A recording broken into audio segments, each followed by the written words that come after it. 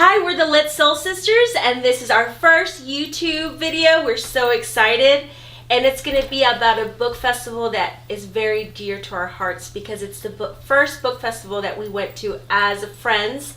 You know, we didn't really know each other that well, but when we came to this Bookworm Festival in 2018, we realized that we were LitSoulSisters. So that's really what began our journey. So this year, it was a little different. My goodness. So the year before, the first year we went, 2018, it was raining, it was cold, it was in Spring Branch, and nobody went. So it was great. You know, it wasn't. We were third in line for Matt de la Pena. Yes, and we got to talk to him without thinking, oh my God, there's a big long line. You know, that was great. We took lots of great pictures. And we actually went to the sessions. Oh yeah. Oh, we were what, third or fourth row as well for their presentation. Mm-hmm. Oh, so but good. This year was a bit different, and I don't think Bookworm Festival really anticipated. But Cypher went all out, advertising it through schools, librarians, getting buses for kids. It was insane.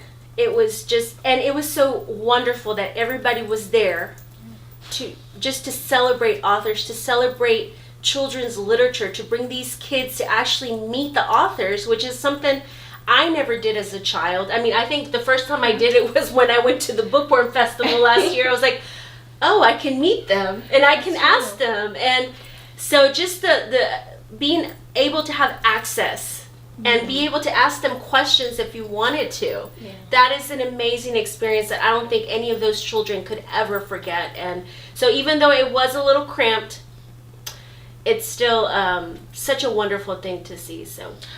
Well, and I liked how they prioritized. So they made sure, even though there were a lot of teachers and moms and librarians there, they made sure that all the kids got in. So all of the seating was preferred that the children have access. Yes. So all the adults were to go to the back and things like that. And although that wasn't awesome for us, it was really neat because you could see that the lens and the focus for this festival was the kids. And I could so appreciate that. And David Shannon was the perfect, keynote speaker because I think all those kids know David. That's true. And just the way he kind of explained, at first I was like, with his slideshow, I was like, ooh, I don't know if he's going to hold all these kids, attention.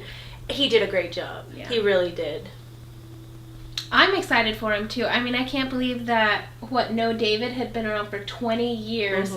Scholastic has a podcast that I definitely recommend, and I listen to it. They're pretty short, and they don't post too much.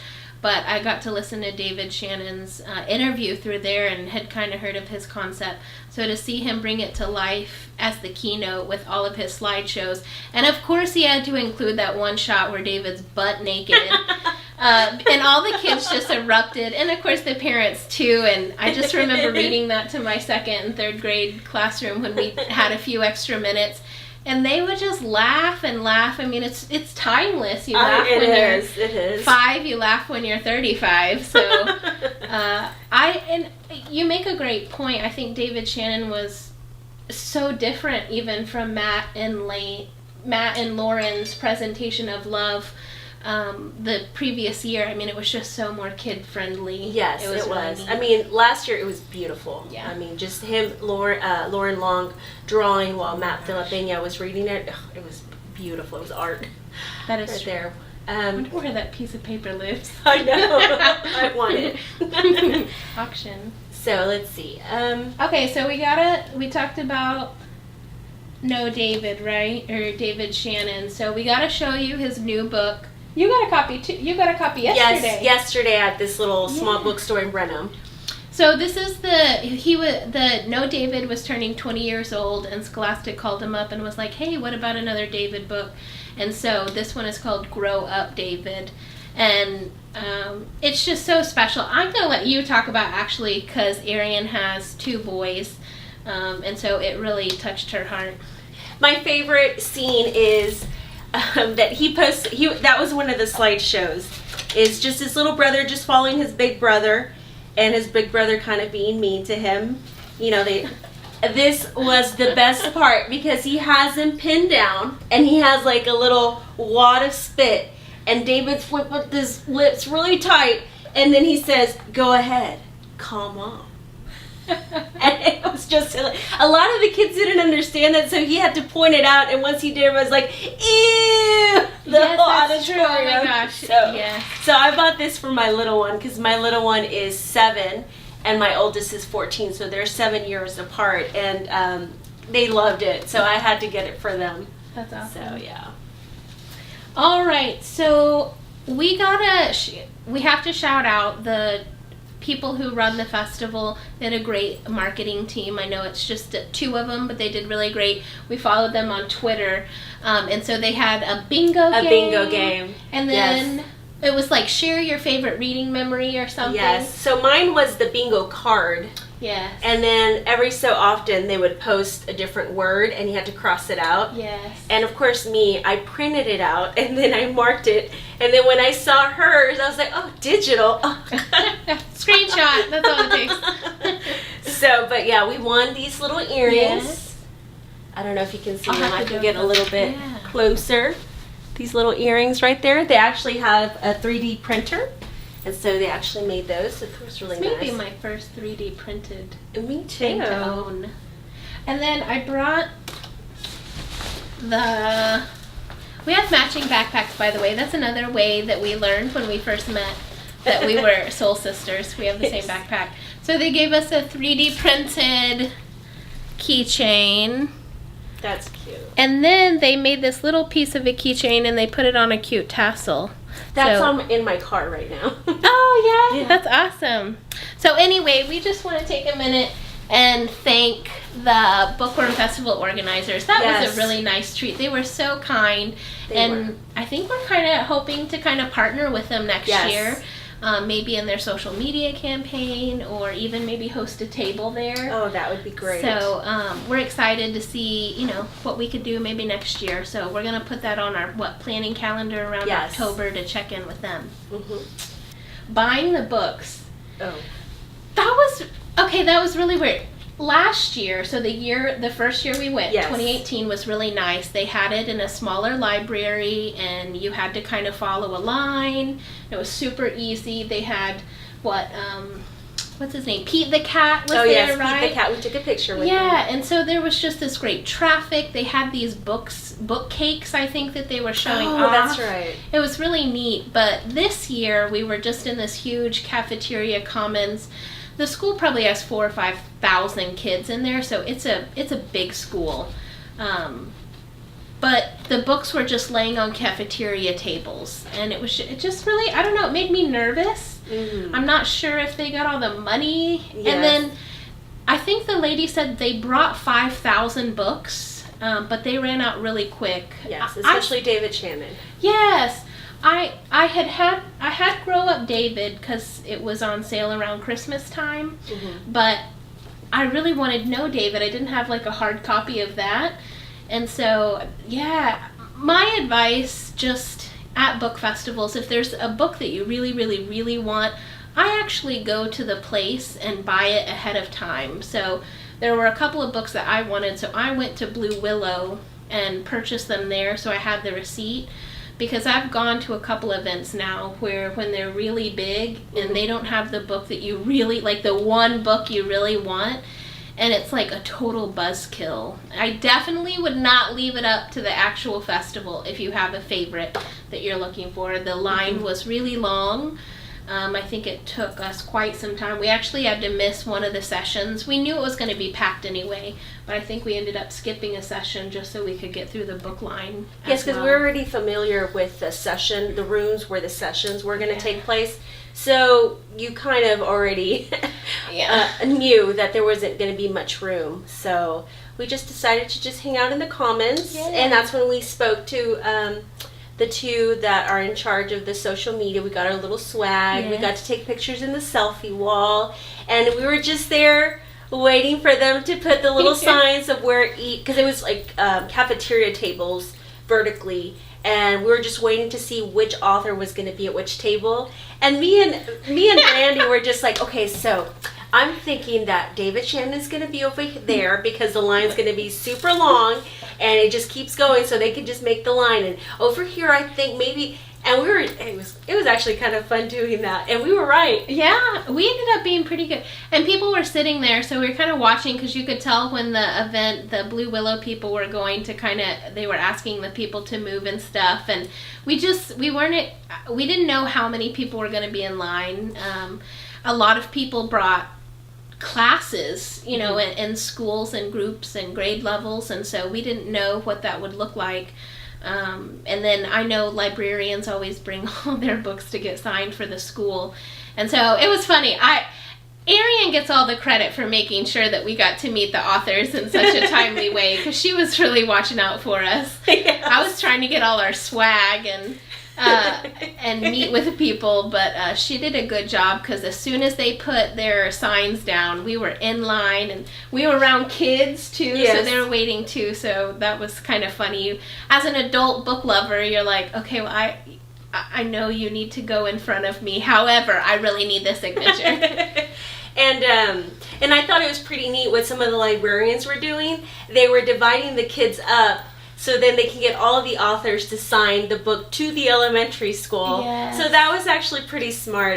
And so the kids still got to meet at least an author, yes. Because I know a lot of students sometimes can't remember, who the authors of these stories are that they read. Yes. So it's still nice to just meet someone that otherwise they would have never known that they would want to meet. Yeah. So. Well, and I think we'll talk about it in a bit too, is it just allows those kids who maybe couldn't afford to buy a book or didn't have the opportunity to, that they could have something to sign, so they still have that experience. So I thought that was really special for the librarians to think through that. That was awesome. So are we getting to meeting the authors? Yeah. Why don't we talk about Vashti Harrison? Okay, so yes, that was our number one. We have to meet Vashti. That was my priority. Yeah. Priority number one. And we were fourth or fifth in line, maybe third. I don't remember, but we were really close. And so her book is Little Leaders, Bold Women in Black History, and she does illustrations too. So she started with the illustrations. There's a a foreword, I think, that I was reading just this morning.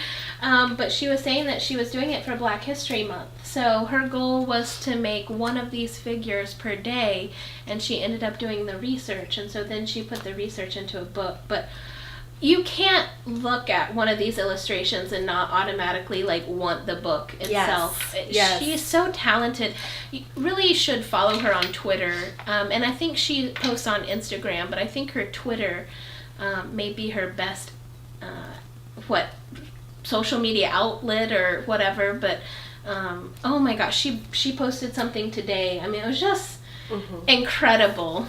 And I always love it when they do a version, an international version, kind of like She Persisted. They did She Persisted around the world. Yes. And I just think that's so important to, do know the local leaders of our country. That's very important. But also kind of just have a worldwide view. Oh, there's other people around the world making a difference.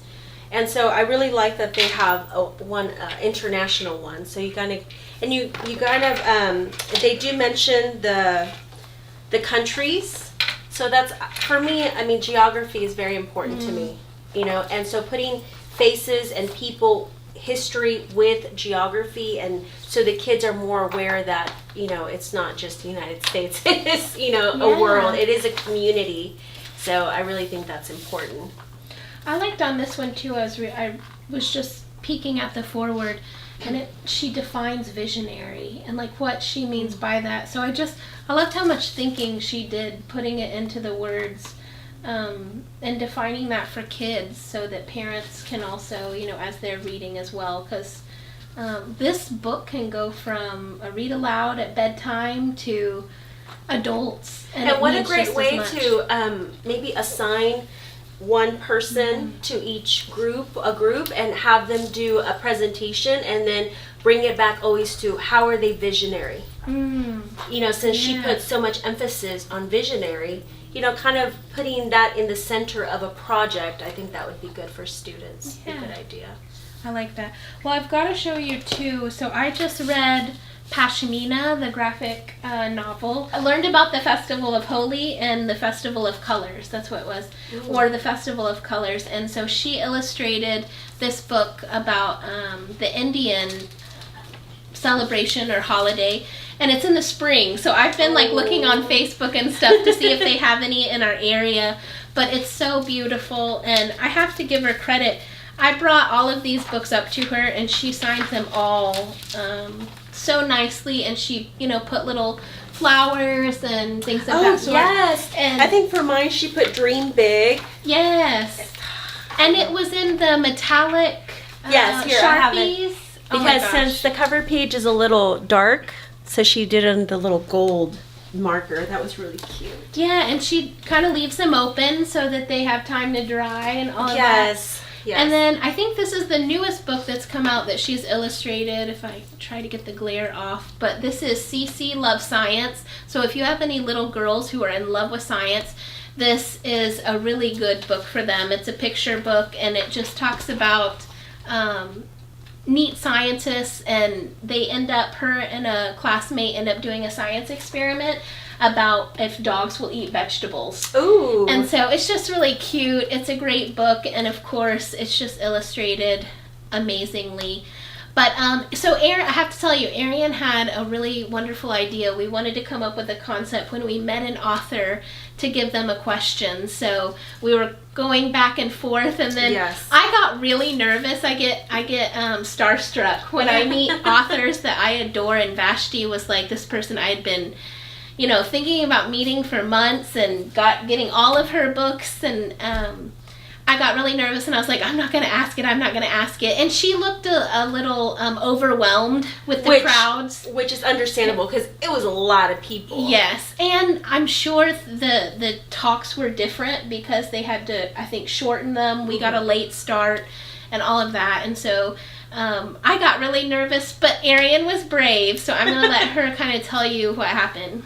So me and Brandy were just talking about we want to get a perspective from the author side when it comes to literacy, because I think we get the teacher side, we get the administrators, the districts, but it's always good to see what the author's goals are. And so we thought of a question: what is one wish for the literacy community? And it's broad, but still we can kind of get a sense of what the author's vision is. And she just brought up something that I had never thought about. And she was first she started off with being mindful of your audience. And so the first thing I thought, oh, well, you know, diverse characters. No, she was actually talking about the price point of these books. And I mean, we have to accept that picture books are very expensive. She made an interesting point that if these are really for children, then they have to be accessible for all children. And if I'm a single mother with 4 kids, and there's a book that's almost $20, a picture book, that in my mind, well, they'll read it like in 1 minute, and you know, so, and it's different from borrowing. I know there's libraries, and I understand that, but you know, these picture books are like art. They're pieces of art. Look at these illustrations. They're amazing. And so just imagine a child not only having a diverse book that reflects them, but owning it, and it's theirs. That's something very, very powerful. And so we were talking before, we don't know what the publishing world is like. We don't understand, you know, there's editors, there's, you know, it's a lot of people. It takes a lot of people to publish one book, and we understand that. So we were kind of thinking of ways to help districts and maybe schools on always being mindful of your budget and knowing we need to get books. We need to find a way to have children have books. Well, one of the things that I noticed too, like in her book, because I wondered if maybe this had anything to do with it, this has a lower price point, but it doesn't have the jacket. And on many of these books, we have a jacket, and I don't know, but most teachers, we take it off, right? We either laminate it and tape it on, or we take it off. And so I was just wondering, could that help reduce the price? And then the other is, I know that, you know, the independent bookstores and even Barnes & Noble are at risk of going out of business due to Amazon. But I don't think people choose to go to Amazon because they want Amazon to have their money.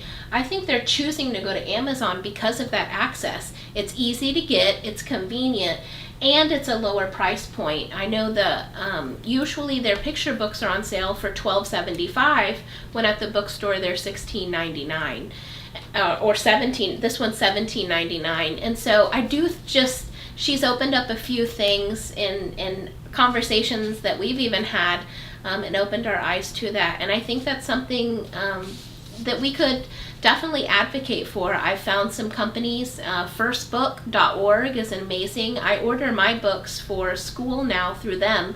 They supplement if you teach at a Title I school.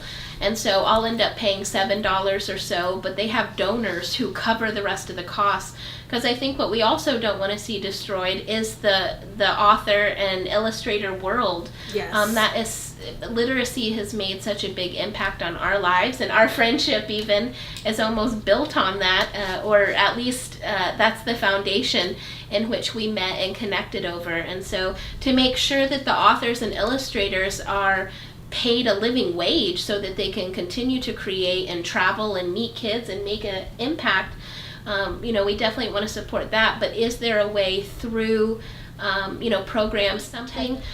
Book access is something that, it's such a powerful topic. And again, we're just sitting in a book festival talking to Vashti Harrison, and she brings up this kind of mind-blowing topic. So we're going to continue to kind of dive into that as well. I know that there's a lot of people doing a lot of wonderful things on Instagram, Twitter, who are sharing and helping kids get access. But it's definitely something to think about. Are there ways that we could make books a little bit more accessible? I know in the UK, so they actually print the hardcover and the softcover at the same time. In the US, our softcovers end up being a year or two later. Mm-hmm. So I sometimes, when I want a softcover book, end up ordering from Book Depository and getting the UK version, which, again, it's the same company-ish. It's just their UK headquarters. But yeah, there's just a lot of things that I think we could maybe think through when it comes to children's lit. Yes. In ways that we could provide things. I do know Scholastic, usually will take some titles and print the soft cover so that it's $4 and $5. So when you're having a book festival like the Bookworm, there were some choices that were soft cover, but there were also many hardcover. So is there something where they could get some donors to actually put on the festival or something like that, so that they could still make money and be able to pay the authors and all of that, but still have it so that every child has the gift of a book when they come to an event, especially if they show up or have taken the bus or something. So that was really neat to me. I think we could make our own video, and I think we're talking about doing some posts and things like that in writing. But great. We're gonna continue on this journey, and anytime we find a new way to buy books, still supporting bookstores, but still getting a more accessible price point, we'll let you know. We're always gonna, because I think when Vashti brought it up, I'm like, okay, we're going to add this to our mission and what we want to do for literacy. And our advocacy, really. Advocacy, yes. That's kind of where we are. Okay, I think the second, after the high of meeting Vashti, I was so excited and just kind of, and Arian had gotten a copy of Katie Yamasaki, and so I went with her because I really did want to meet her. I hadn't read the book yet because the book had just come out. The Bookworm Festival actually had a bunch of authors with books that were just coming out. So when I went at, Small Business Saturday in November, many of the books that they were going to feature weren't even out yet. And so she got a copy, and it was so cool. So, as you can see, it's Japanese kids. And, but I told her, when I spoke to her, I'm like, this is a lot of different cultures where cousins are like siblings, where you see them all the time, or even if you don't see them, they are like your brothers and sisters. And so the cute thing is, she was giving away these postcards, so then you can mail them, and they actually have postage. Yeah, on them, I just saw that amazing. This morning. You go to a book festival, you don't know what's going to happen, you show up, and she was so friendly. I told Katie, messaged me or commented on my Instagram this morning, because I had posted our festival pictures on Instagram, and even was saying how much she, enjoyed meeting us and stuff like that. But to walk up and see that, this is her own money, and her publishing company maybe, but oh my gosh, it was cool. And the other brilliant thing is, she made these bookmarks out of paper that she used to make the illustrations from the book. That was amazing. So I only got one, and then when she mentioned this, I was like, can I have another one, please? And so I got two. But just imagine, my little recycling self and reusing self was like ecstatic, and it's literacy, and it's art, and it was just everything, Yeah, so Katie, if you end up watching this, which I'm going to tag you in the time, we love your book, but your presentation was amazing, and we just wish you the best of luck with your book. We love it. It's everything our mission is about, so if you ever need anything, book talks. Oh, we're definitely going to do a book review on this, because definitely. Yes. So, yeah, but thank you so much for all the swag. I had no idea they had stamps on. Now I'm like, oh my gosh, I need to send these, so we're going to do that maybe this week at school. Yes. So after that, I stuck around to meet David Ezra Stein. He wrote Interrupting Chickens, and the sequel to that is coming out. Just came out. Yes. But I'm one of those, if I have a soft cover, I need the others to be soft cover, so I'll just wait a little longer. Oh my God, me too. But Interrupting Chickens won the Caldecott, a New York Times bestseller, an ALA notable children's book, and a the New York Public Library 100 titles for reading. And so it was amazing. He's very funny. All of his books have like tons of puns in them and stuff, so it's perfect for an elementary writing class and reading. You can tie it in, and I think even the district that I work for bought it for every teacher in 3rd grade at one point as a model text. But it was just really interesting, because when you read authors who are so funny and have all these puns in their books, and then you go up to meet them and their personality is different. Again, being an introvert, I know how that goes. I get really kind of tongue-tied and nervous too, but I didn't expect that from him. So I tried to make a bit of small talk and just told him how much, I love to kind of act out his stories, and he just was like, oh, that's cool. And I was like, okay, because he has like a million books. I don't have them. I have them as library books through the school. But yeah, it was just funny. It's one of those, you really never know who the real author is, especially if they don't have, big on social media or anything like that. So he was one where I was just a little surprised. I just was expecting almost like a... who am I thinking of? Like an Ethan Long, who's just really silly from the year before, and he's making jokes and stuff like that. But yeah, it was a total pleasure meeting him. I'm not saying anything. It was just kind of funny. It wasn't what I expected. And then I just had to show you, so this is something really funny. I always get my book signed to Miss Alexander if they're picture books, and then I always get it for Brandy if it like means something special to me, or adult books as well. But I had, so Julia Sarcone Roach was there, and I had actually never read these books. I picked them up at the festival. but I had them signed to both me and my dog Ellie. And the reason that is because that's really cute. This whole story, the bear ate your sandwich, is going around telling the story of how this bear ate the sandwich. And when you open it up, and you can turn off if you don't want the, what is it called? Spoiler alert, turn off. But you go the whole time, and it's the dog who is telling the story of how the sandwich gets eaten. And that's really great for inferencing, because I read it to because I still read picture books to my 14-year-old, and he loves it. And I was reading it to my 7-year-old and my 14-year-old. And so then when I finished reading the book, so who really ate the sandwich? And the little one was kind of thinking, and Joshua, the oldest, was just like, the dog. And so it's a really great book for inferencing, like who really did eat the sandwich. Yes. Well, and this whole time, because of the cover, you really do think it's the bear, like telling a story or something.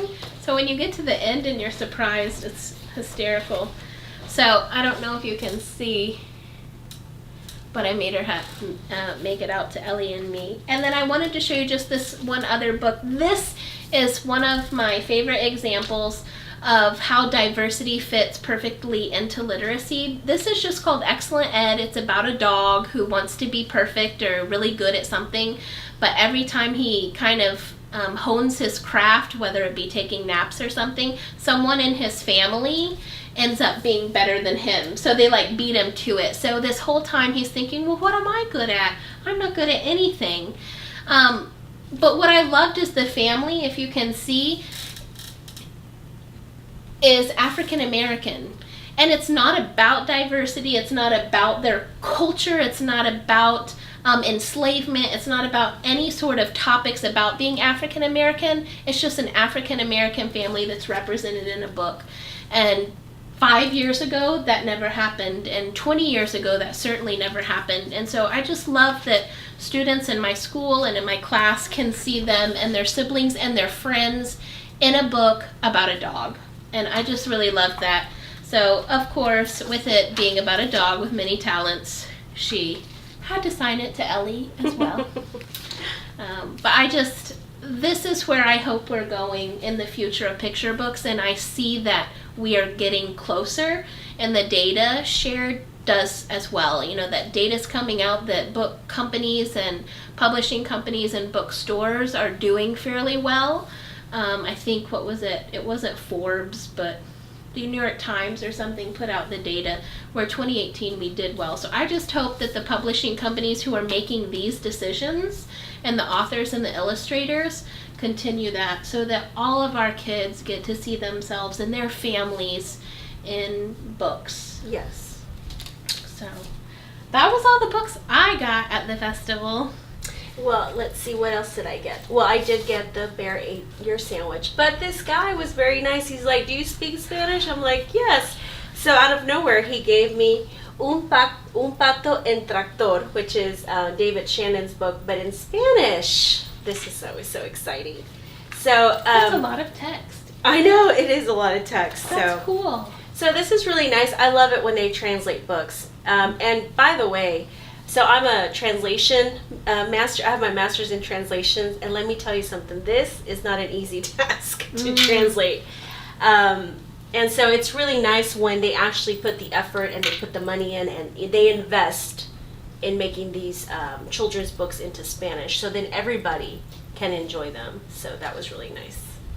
And that's really big in the elementary. I know that came up this year at our book fair in November, where when our librarian set it up, there were no Spanish books, and our bilingual pre-K and kinder and first grade classes came in and had not one book that they could. So I had our librarian call immediately and get Scholastic to drive over. Luckily, we live probably 30 minutes from a warehouse, but we did get them. And to Scholastic's, a plus for Scholastic is they do have many books in Spanish. I wish there were more. I mean, if you look at the percentage, because we do live in Houston, Texas, with a large Spanish-speaking population, with Spanish-speaking classes. And it's not only for the students.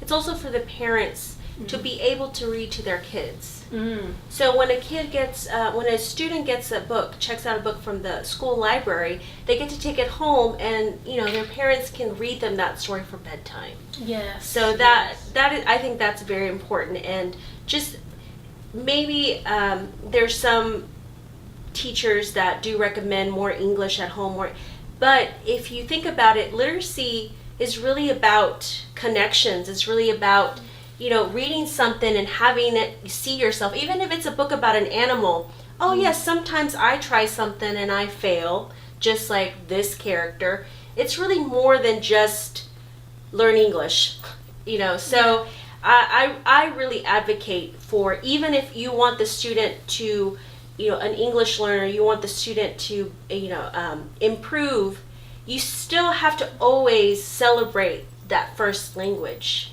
And so just having a child see, oh, there's this book that I love that a teacher read to me, Yeah. I can share it with my mom and they can read it to me in Spanish. That's a great, I think that's such a gift, really, that we're giving to our students when we do that. And I talk to Spanish-speaking parents in my parent meetings quite a bit. Reading in Spanish will also help them become proficient readers in English, because they're getting all those literacy skills that they need, and then they can apply it to their language too, number 2. And 3 and 4 and 5 for some of our multilingual families. And so it's such a great piece, and I hope, going forward we can help make sure parents are aware of that. It doesn't have to be in English to be able to help your student with reading. And a lot of parents are like, okay, what do I do? Do I only read in English, but I can't read English? And I said, just read. Just read to them, and that helps.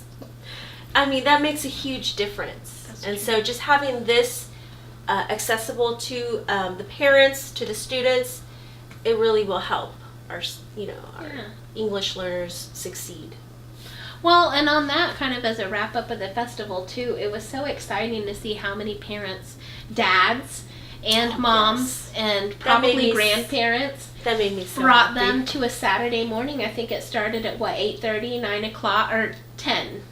Was it? Oh yes, Okay. it was 10 o'clock. So it started at 10 and it was over we were probably finished by 1:30, 2 o'clock. Yes. And it was just so neat to see how many families came. The public library was there, and yeah, it was so neat to be. I love the literacy community, to see people come out and just celebrating authors, whether they had a book or not. The authors will still take pictures or whatever, and it's just a great festival. I know there were some logistic issues that they're probably now going to spend some time thinking about, and probably trying to get maybe some more volunteers through the high school students maybe, or something like that. And we're excited. Maybe next year we can be more a part of that as well. But I'm excited because I think seeing the amount of people and the response I'm praying that people will say, let's make more of these. Let's bring more authors. Let's do more book festivals for the community. I really hope that it starts something, in Sci-Fair and, in all of Houston and beyond. Right. People really want this. People really love this. This is such a great activity. It helps the whole family. It brings the family together. So I hope it really starts something. Other people thinking, maybe I should do one. Maybe I should do one. Or maybe we should do one. Yeah. Ooh, one that day. Would be cool. Let's put that on the 5-year plan. But that would be really neat. Truly, you're just looking at the costs of where you have it. But if you're at a public school, and then bringing in your author, so just putting together that and get your.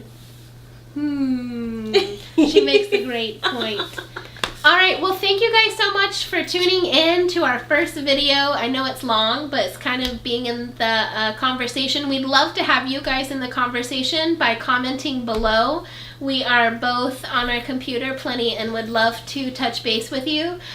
Make sure that you hit the subscribe button, because there you'll get a little notification of when we post another video. I don't think we're looking at posting every week, but definitely sharing the cool experiences that we have. We do have a blog that we'd love for you to visit that we'll link in the video as well. It's www.LitSoulSisters.com, Arian has done an amazing job setting that up for us. Also, make sure that you follow us on Instagram at LitSoulSisters and on Twitter, where we'll be doing more updates with our book reviews and teacher resources that we make as well. But yeah, this has been really fun. And we can go hours and hours talking about books, but we won't. Yeah. We'll save it for another time. Right?